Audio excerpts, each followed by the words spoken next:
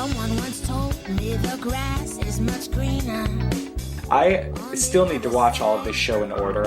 There is a mixture of sadness, but at the same time there's a mixture of a little bit of humor, which you can definitely expect in this series. Every character has multiple dimensions, really. Obviously it's a scripted show, but they don't feel scripted. They feel real. They feel genuine.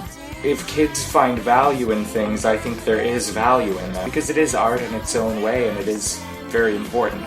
Whatever it is, just own it. Love what you do and do what you love. If it's cool to you, then, who cares about what the others say? Someone once told me the grass is much greener on the other side. Hello, and welcome to the We're in Between podcast, the podcast that discusses an episode of As Told by Ginger every week, in order, once a week. This week we're on episode 11 of the show. I can't believe we're already 11 weeks in. This one is called The A Ticket. Yeah, we have an interesting romantic sort of twist with Ginger here. The second major one. The story was by Emily Kapnick and Sheila M. Anthony, and the teleplay was done by Sheila M. Anthony, and it was released on February 4th, 2001. The episode is about Ginger partnering up with Ian Richton in chemistry class, and she gets really, really excited about pairing up with him because she has a huge crush on him, as previously stated in other episodes. But more importantly, it's Ian who becomes really excited about pairing up with Ginger. And it's not because of what Ginger thinks. It's actually because Ginger is a science whiz, and he's using her so that he can be able to get an A for his class so he can stay on the soccer team. And then in the meantime, we have Carl and Hoodsie competing with one another alongside with Brandon so they can be able to play glockenspiel for the town eccentric known as Lodwell Kratz, who's visiting the school. And it's a pretty interesting plot, I have to say. So we open up and their junior high chemistry teacher, who's just getting very enthusiastic about chemistry, and you can tell that the other students they're not really caring. They're caring as much as middle schoolers care about chemistry, which is not enough because chemistry is great. He decides to pair everyone off, and Miranda ends up with Macy, Courtney ends up with Dodie, and Ginger ends up with Ian, which is very exciting to her. We also get this great joke where Courtney asks if she would be able to switch partners or get something to work out, and the teacher's like, is the H in H2O helium? Which obviously it's not. It's hydrogen, for the record, but I just thought it was funny. Classic. So we cut into Ian at the locker room where he's talking about how excited he is on pairing up with Ginger, and he's talking about how he's going to get the A, that he sees Ginger as an A ticket to stay in the soccer team. And Darren actually hears the whole conversation and becomes really concerned because he knows that Ginger has a huge crush on Ian. And he feels kind of, conflicted on whether he should tell her or not. And he tries throughout the entire episode to tell her, but for some reason or another, things just get in the way for him. Yeah, probably partially because he's uncomfortable about the whole thing, too. He doesn't really know how to bring it up, right? Yeah, as we learned in a recent episode earlier. And I was thinking about this, I hope he gets his headgear off over the course of the show. And no spoilers, obviously, Patricia, but I feel like they're setting that up to happen, that it'll be some big reveal. I don't know, we'll see. I can neither confirm nor deny it. I appreciate it. Oh, can we talk about this band rehearsal? The band teacher is so legit. He's like, the things he's saying are so true to what, cliche jazz teachers say. I'm finally hearing you embrace the space between the notes, which anyone I've ever played with in jazz has said in some variation.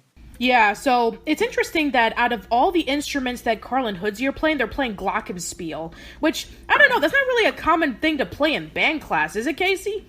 Well, so in my music ed classes, we did learn that you do want to start off like little kids on mallet instruments. There's something tactile and more like our brains respond better to something like that as opposed to a wind instrument. It's less visual.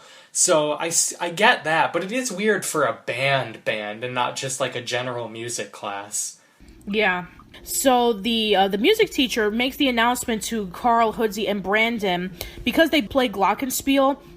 that the man, Lolo Kratz, is going to be appearing at the school, and he's going to choose one of the students to play glockenspiel for him. He wrote a solo, and only one can be able to perform it. And Carl, Hoodsie, and surprisingly Brandon sees them as their hero, which I can understand Carl and Hoodsie because we learn later on that Lolo Kratz is a really weird guy. He invented an aftershave that smells like feet, and he made something out of like popsicles and tongue depressors. He made something out of tongue depressors, so he's like this town eccentric. And seeing Brandon saying like he's my hero too, and it's like, yeah, that's kind of interesting. It's like the equivalent of a kid who's listened to classical music all their lives suddenly announced, I'm a huge fan of Dr. Demento. That's an interesting comparison. Or maybe a much more contemporary one would probably be, Weird Al Yankovic. Right. This is actually a really interesting episode because this is the first episode that we've seen in which Carl and Hoodsie are not getting along. They have a competition with one another because they both want to play the solo in front of Lolo Kratz, and they actually start arguing. They don't speak to one another, which that's actually pretty interesting.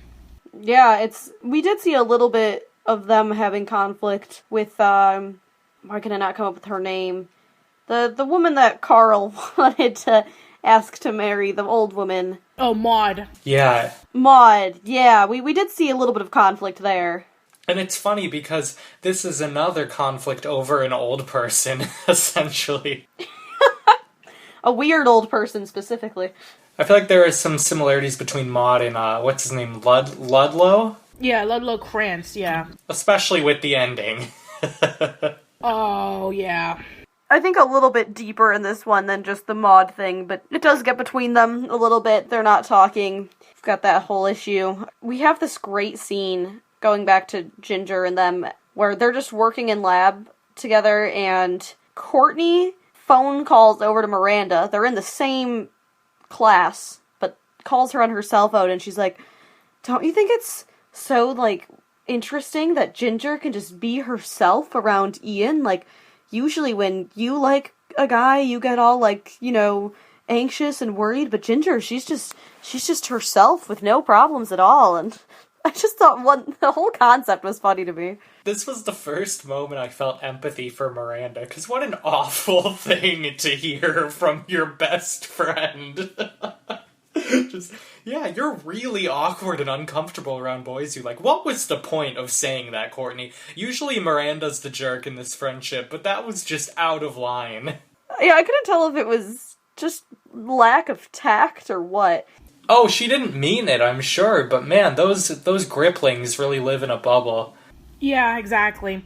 So, and we even see that Miranda is not doing very well in her class because she has Macy as a partner, and Macy is constantly messing up. She adds the chemicals in too early and causes it causes the entire thing to smoke, and she starts choking. And we even see Macy wearing, like, one of those old-fashioned gas masks.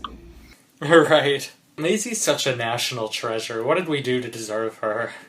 Later on in the episode, we see Ginger and Ian talking to one another that, about... Ginger is trying to give tips for Ian about, the correct temperature to say when you're doing chemistry, and learning about that it's important to take notes whenever you're doing an experiment. And then Ian is trying to charm her, saying, oh, you're so good at it. And Ginger is just falling for like a ton of bricks. And then we also have another scene in which Ginger is showing Ian about how to make the string stick on the ice without tying it, and it's actually really clever, in which he adds salt into the string, and then when the ice crystals kind of form together with the salt, you can actually pick it up. And I tried that, and it surprisingly works. You just have to wait a little bit longer than 2 seconds, but it does work. Yeah, it does, if you do it right. I know I struggled. We did it in one of my science classes, and I think it was if it melted too much or something, then it wasn't going to work as well. but it can work. So we have Darren trying to confront Ginger, saying, hey, Ginger, I have something to tell you about Ian. And then Dodie and Macy come in, and they're really excited that Ian is really, really, clinging into Ginger.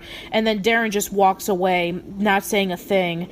And then we cut into Carl and Hoodsy's plot where the audition begins. So they're inside 3 different curtains that separates them. And Brandon is just saying, like, let's just have lots and lots of fun. It's like, puke-a-rama. And so we see, Hoodsy, Carl, and Brandon playing the same tune, which we'd actually talked about this with Jared a couple of weeks ago. And, apparently it's like some sort of, like, jingle to something. I don't remember. But if anybody actually knows what the jingle is, then let us know in the chat. Yeah, when they started playing it, I realized what you had been talking about when we interviewed Jared, so that was interesting. I'm sure we'll have lots of realizations as the show goes on about, oh, that's what that interviewee was talking about. And, so Hoodsy's actually pretty good, and I feel like Carl is sort of being a bad friend to Hoodsy, because Carl always gets the glory of their antics, and he can't let Hoodsy have one thing. And ultimately, they both lose to Brandon, but, this is going back a little bit, but I want to read 2 of my notes that I took in order. So the first one is, Ian complimented Ginger. Dodie will handle this calmly. And then the second note is, nope.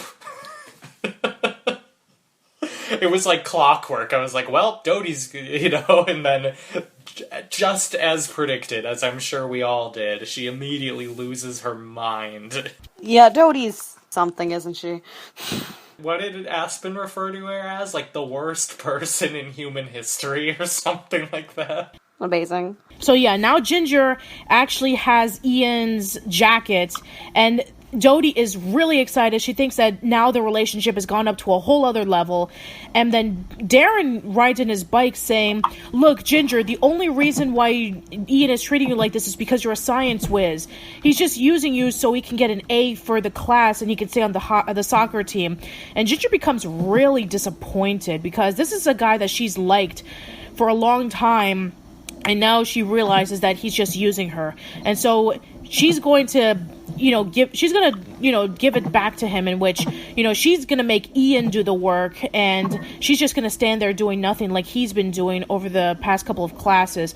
And surprisingly enough, the next time that this happens, it turns out to be during a test. I'm sort of just cherry-picking at this point, but so Courtney keeps looking back at Ian and Ginger interacting, and she's telling Miranda, like, I'm just so fascinated by her Ginger-isms, which is a classic Courtney thing to say. And she goes, oh, Miranda, add Ginger-isms to my list of Courtney-isms. I love that line. Beautiful. We then get Ginger, once she, figures out Ian's whole game during their big sort of, I don't know, it's like a lab practical, which also, I want to throw it real quick, I feel like this is pretty intense lab stuff to be doing in junior high. Maybe this is just me, but I don't feel like we ever had, actual chemistry in junior high. We weren't messing around with Bunsen burners and stuff until, sophomore year of high school. No, I felt similarly. It didn't seem that advanced, it just seems like Ian's kind of an idiot. Anyways, so they've got, this lab practical or whatever, and Ginger's just kind of like, oh, what are we supposed to do? And she's just kind of, laying back, not doing any of the work, and she's like, you might want to light the Bunsen burner if you actually want to get anything to happen, and sort of just putting the pressure on him so that he kind of realizes that she's not really cool with him messing with her. Yeah. And cutting back into Carl and Hoodsy, so Brandon is playing the solo in front of Ludwig Kratz, and we see Carl and Hoodsy vandalizing as usual, and he becomes pretty freaked out. He even calls them freakazoids, and then Ludwig is dragging his foot. He's walking towards him and saying, what did you call these young men, Mr. Higsby? And Brandon is trying to defend himself, saying oh, no, it's nothing of the sort. And he's trying to explain to them that you shouldn't make fun of anybody just because they're different than you. And so all of a sudden, he looks like he's having a heart attack. He falls down and he drops dead. Yeah, it's very jarring. And Brandon, we see Brandon being tested here in terms of what is his character really like, because we've never really seen him have the opportunity to prove himself. and I had high hopes for him. But what does he do? He just bails. He says, "This is too much for me," and he runs away. Yep, he runs away, and then it turns out that Ludwell is not dead. He was just playing dead. And he becomes really impressed with Carl and Hoodsey when it turns out that the stuff that they sprinkled on top of Brandon was actually Carl's eye gun collection. And so he actually invites Carl and Hoodsey over to his house, which should have been Brandon's, because he actually owned it. He actually, earned it fair and square, but because Brandon was a coward, he basically doesn't even get it, and he probably didn't want to be involved with it. So we have that, and I want to cut back into the test. When Ginger finally confronts Ian saying about, I know what you've been doing, you're taking advantage of me so you can get an A, he finally confesses that he was doing that this whole time. And Ginger, even Ginger was slowly going to confess that he thought that he was treating her nicely because he liked her. But then Courtney intervenes, saying, "We're all out of saline solution, can we borrow?" And you can even tell that she's trying to save Ginger from humiliation, because when she asks that question, she gives a wink to her. And then she walks away, and then when Ginger looks at her, she kind of has this little nod. So it was kind of like a way of saying, like, I know that you want to tell Ian off, but I don't think this is the right time yet. Yeah, that was interesting. So then they come into an agreement that let's see if we can work together so we can pass this test. And yeah, they just continue to stay as lab partners and nothing else. And then finally the episode ends with Carl and Hoodsey going over to Ludwell Krantz's house with boiled eggs. And when they ring the door, there's actually a trap in the floor, and it leads up to the basement, and it's like a whole bunch of weird stuff. And you see like this moose head, and it turns, and it's Ludwell saying, "Shall I ring for tea?" And then there's like a bunch of weird stuff that's all over the basement. And yeah, that's basically how the episode ends. Yeah, they're in essentially their dream lair. Yeah, it's their dream location. It makes sense that they sort of clicked with another weird, eccentric old person. I think that sums up all of our thoughts. I guess one of you guys want to throw out your ratings? Yay, nay, meh? It's a bit of a meh for me. I thought that the concept of, Ginger and Ian was pretty interesting, but I felt like it wasn't strong enough to carry the whole episode. I mean, it was pretty interesting to see Ginger and Ian's dilemma, especially since it was built up throughout the series, but I think that Carl and Hoodsey's plot just wasn't that interesting, especially since, even the guy himself just wasn't really built up to something special compared to like other adults that were featured in the series. So yeah, I'm not really too crazy about this one. Interesting. I'll give it a meh because the music person in me enjoyed the glockenspiel side of things and the band rehearsals and all that. I got a kick out of that and didn't love the A plot again, but it's a solid meh from me. Yeah, I'm gonna be boring again. Stick with the meh. Yeah, I'm gonna be boring again and stick with the meh. For me, I liked, like I said, I liked seeing, or like Patricia said, I liked seeing Ian and Ginger kind of getting a little bit of that, finally, this is her crush from forever, and I like that she was willing to stand up for herself and not take crap, which, always loved Ginger for that, but overall, it wasn't the most exciting episode, wasn't one of the ones that hit me as strongly as earlier ones, so yeah, another meh for me. Alright, I guess that should be it for this episode, so tune in next week as we talk about episode 12, which is Come Back Little Seal Girl, which is what many people consider to be one of the best episodes of the series, focusing on one of our favorite characters, Macy. So that should be it. Hope to see you around soon, and thank you for listening.